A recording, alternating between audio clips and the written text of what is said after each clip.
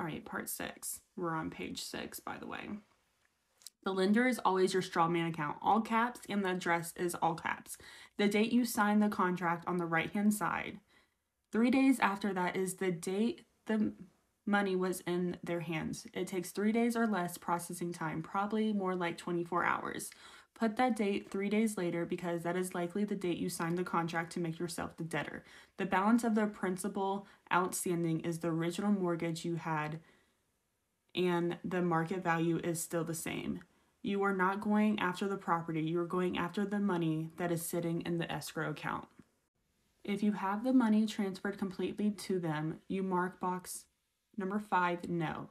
If you are going after the abandoned property, which is the second half of the form, it is a dual purpose. Then you would mark box 5, yes. Put down the loan number and the account number and try to put the description of what the property is.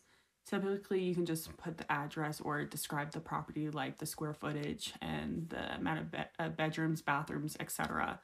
Read the instructions. It is pretty simple. If the account is a current account or revolving, you would check the box no. If the account was closed and you were trying to recover, you would say yes. The first word out there is acquisition, and any acquisition, you are going to mark the box no. Or abandonment of secured property, the second part is always yes.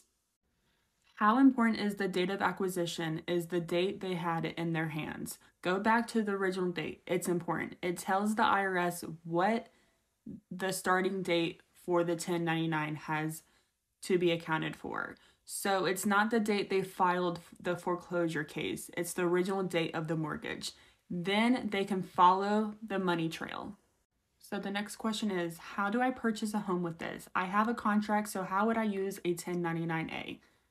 You would fill out a 1099-A and put your corporation trust in all caps in the first block, and he is the lender. And the lender in all cases. That is the only place that there is money in this country. It has to come from an asset. Basically, he is the holder of the assets that you are in control of.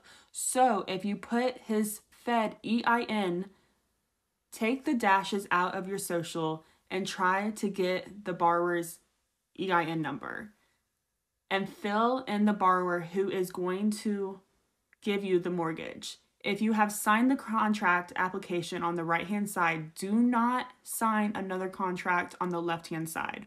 All the caller has is real estate contract.